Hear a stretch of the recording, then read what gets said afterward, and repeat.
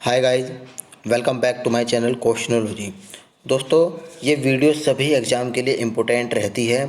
चाहे कोई भी वनडे एग्ज़ाम हो दोस्तों, ये वीडियो सभी के लिए इम्पोर्टेंट रहती है, क्योंकि यहाँ पर दोस्तों आपको GK, GS, static GK cover कराए जाते हैं, वो भी वन लाइनर फॉर्म में दोस्तों। कम समय में आप लोग को यहाँ पर ज़्यादा क्वेश्चन कवर कराए जाते हैं, जो कि प्रीवियस ईयर में क्वेश्चन पूछे जा चुके हैं और जिसके आने के चांसेस रहती हैं, उनको यहाँ पर कवर कराया जाता है। बेसिकली दोस्तों ये एक रिवीजन के लिए दोस्तों ये वीडियो रहती है। जैसे कि आप सभी को पता है, आरआरबी की भी डेट आ चुकी है दोस्तों, रेलवे की। अगर आपको रिवीजन करना है तो इस वीडियो में ज्वाइन कर सकते हैं।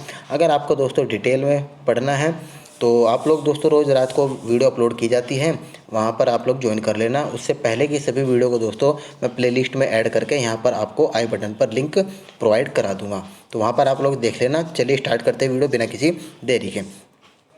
दोस्तों यहाँ पर आप पहला क्वेश्चन है कि आपको बता दो दोस्तों, यहाँ पर वर्ल्ड ज्योग्राफी चल रही थी और ये आज ही की क्लास लास्ट है। इसके बाद दोस्तों इंडियन ज्योग्राफी की हम कवर करने वाले हैं। चलिए पहला क्वेश्चन है, हरिकेन कहाँ से उठते हैं? ये दोस्तों अटलांटिक महासागर में उठते हैं। टाइफून की बात करते हैं तो ये दोस्तों प्रशांत महासागर में उठते हैं। और पवन चलती है दोस्तों, पवन कैसे चलती है? यानी कि ये दोस्तों हाई वायुदाब एरिया से लेकर निम्न वायुदाब क्षेत्र की ओर दोस्तों क्षैतिज रूप में चलती है। ठीक है। और फेरल के नियम संबंध हैं, किससे संबंधित है दोस्तों? ये पवन की दिशा से संबंधित है फेरल का नियम। सभी क्वेश्चन दोस्तों आप लोगों को यूनिक मिलेंगे, मतलब जो क्वेश्चन पूछे जाते हैं वही क्वेश्चन यहाँ पर मिलने वाले हैं, कोई आसान क्वेश्चन नहीं मिलेंगे। ठीक है।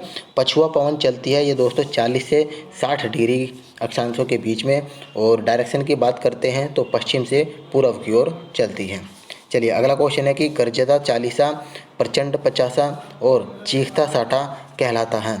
क्या कहा जाता है? ये दोस्तों पछुआ पवन को कहते हैं। व्यापारिक पवनें चलती हैं ये दोस्तों उपोष्ण उच्च दाब क्षेत्र से भूमध्य सागर की ओर चलती हैं। ये दोस्तों 30 से 35 डिग्री के बीच चलती हैं। अगला क्वेश्चन, मिस्ट्रल स्थानीय पवन ये दोस्तों स्पेन और फ्रांस का है, और मिस्ट्रेल स्थानीय पवन उत्तरी इटली का है। और हरमटन पवन चलती है ये दोस्तों सहारा रेगिस्तान में। डॉक्टर पवन कहलाता है हरमटन पवन, जो गिनी तट पर चलती है उसको डॉक्टर पवन कहते हैं। चलिए अगले क्वेश्चन की तरफ बढ़ते हैं कि सिमुक पवन चलता है ये दोस्तों अरब रेगिस्तान में चलती है।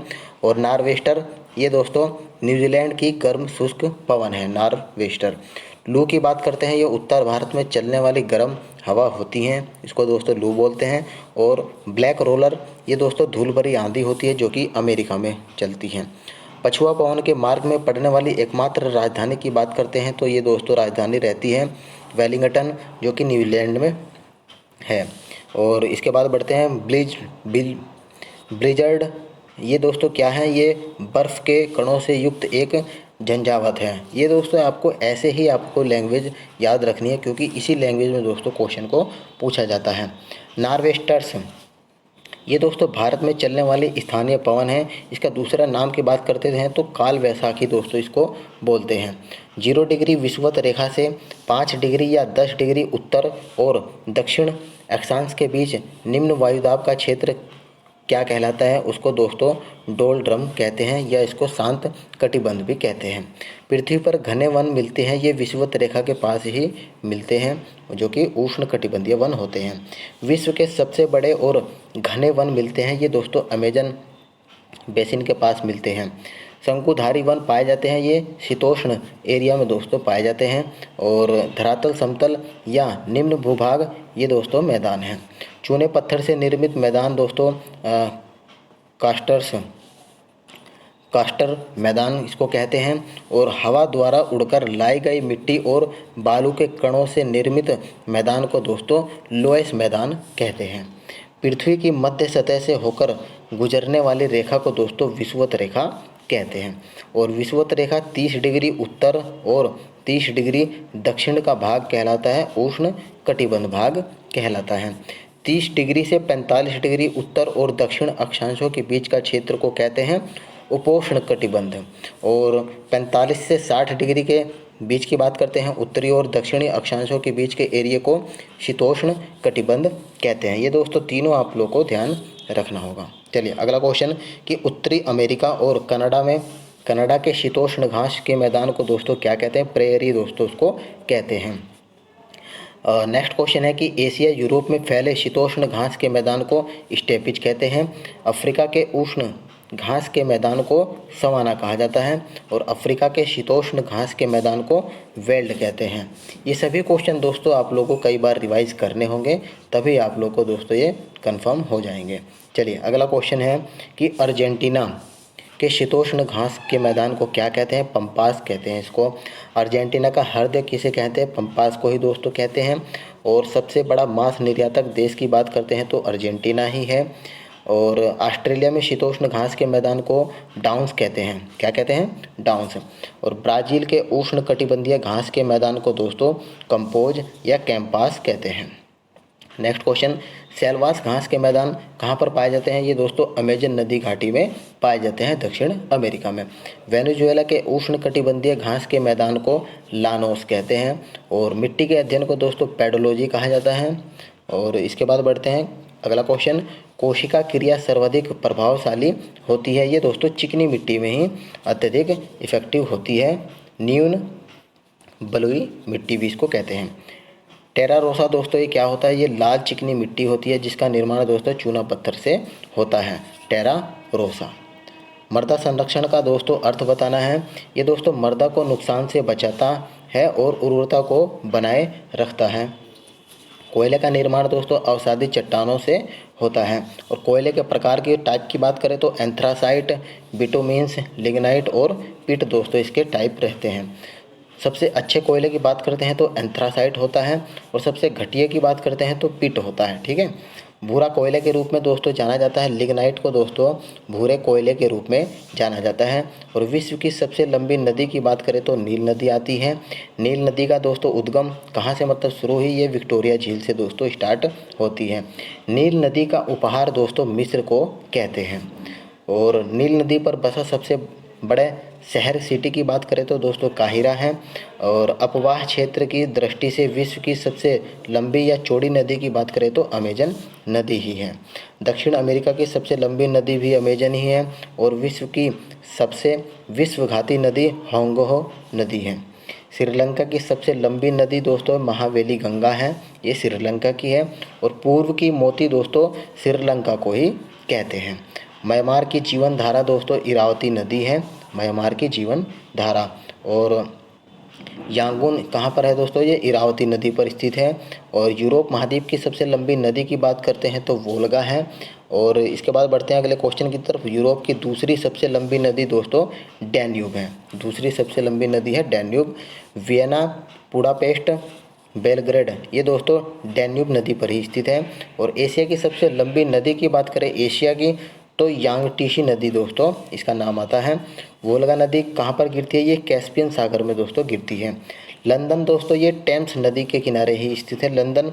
और फ्रांस की राजधानी पेरिस फैशन की नगरी दोस्तों कहते हैं, ये सीन नदी के तट पर स्थित है। फ्रांस की राजधानी पेरिस दोस्तों। इटली की गंगा दोस्तों पोपदी को कहते हैं, इटली की गंगा। श्रीलंका के उत्तरी और दक्षिणी भाग को दोस्तों कौन अलग करता है? एलिफेंटा पास इसको डिवाइड करता है। विश्व की सबसे व्यस्त व्यापारिक नदी दोस्तों राइन नदी है। और जर्मनी का नगर वॉन स्थित है, ये राइन नदी पर ही दोस्तों स्थित है। बर्लिन दोस्तों ये स्प्री नदी के तट पर स्थित है।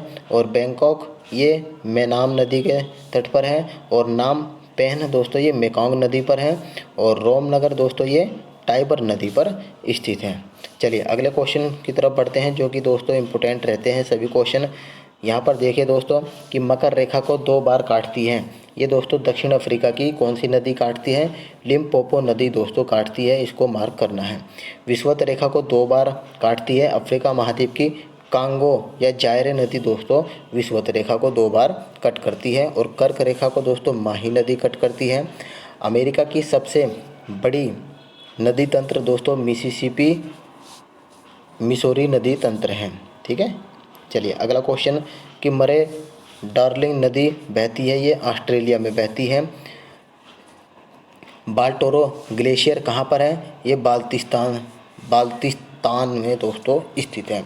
एमू और कोकाबर्रा पक्षी ये न्यूजीलैंड के दोस्तों रहते हैं, और पेंगुइन पक्षी पाए जाते हैं ये अंटार्कटिका में पाए जाते हैं। विश्व का हीरा व्यापार का सबसे बड़ा केंद्र दोस्तों ये एंटवर्प जो कि बेल्जियम अफ्रीका में है। मिस्र के किसानों को दोस्तों क्या कहते हैं? फेल्लाह उसको कहते हैं। एबोजिर्न्स मूल निवासी है ये दोस्तों कहाँ के निवासी हैं? ये ऑस्ट्रेलिया के निवासी हैं एबोजिर्नस। मावरी मूल निवासी ये न्यूजीलैंड के हैं, और किर्गिज दोस्तों ये मध्य एशिया के हैं। रेड इंडियंस दोस्तों उत्तरी अमेरिका की निवासी हैं, और एनु जनजाति ये जापान में पाई जाती है। ग्रेट डिवाइडिंग रेंज प्रमुख पर्वतमाला ये ऑस्ट्रेलिया महाद्वीप की है। और इसके बाद बढ़ते हैं कि ऑस्ट्रेलिया में भेड़ पालन केंद्रों में काम करने वाले मजदूरों को जैकारू कहते हैं। यूनाइटेड किंगडम को फ्रांस से कौन अलग करता है? ये इंग्लिश चैनल दोस्तों अलग करती है। कोलोराडो ये दोस्तों उत्तरी अमेरिका के पर्वतीय पठार हैं। आगे बढ़ते हैं कि ब्राज़ील का कहवा बाग कहलाता है इसको ये दोस्तों फजेंडा, इसका राइट आंसर होने वाला है। ब्लैक होल्स ये कहाँ पर है? ये दोस्तों अमेरिका में है। विश्व का सबसे बड़ा मोटर वाहन केंद्र कहाँ पर है? ये दोस्तों उत्तरी अमेरिका डेट्रॉयट में है। ठीक है, चलिए अगला क्वेश्चन। दुनिया के सबसे निचला बिंदु मृत सागर कहाँ पर है? ये जॉर्डन और इजराइल के बीच में स्थित है, डेड सी। अगला क्वेश्चन, हैम्बर्ग शहर किस देश में है? ये दोस्तों जर्मनी में है। और विश्व के स्थलरुद्ध देशों की संख्या 45 है। क्षेत्रफल की दृष्टि से विश्व का सबसे बड़ा भू आविष्टित देश कौन सा है? कजाकिस्तान इसका राइट आंसर हो जाएगा। गोल्डन गेट ब्रिज ये दोस्तों सैन फ्रांसिस्को में है। और अगला क्वेश्चन है कि रूर घाटी किस देश में है? ये जर्मनी में है। यूरोप का सबसे बड़ा नगर की बात करते हैं तो लंदन है। गर्म स्थल अल अजीजियाह ये दोस्तों कहाँ पर है? ये लीबिया में है। पेंटागोनिया के पठार ये दक्षिण अमेरिका में है। लॉस एंजल्स दोस्तों ये कैलिफोर्निया अमेरिका में है। और मोनाको कहाँ पर स्थित है? ये इटली और फ्रांस के बीच में स्थित है। डॉगर बैंक क्या है? ये दोस्तों एक उत्तरी पश्चिम यूरोप में मछली पकड़ने का सेंटर है। और ग्रैंड बैंक मत्स्य पालन केंद्र कहाँ पर? ये उत्तरी अमेरिका में है।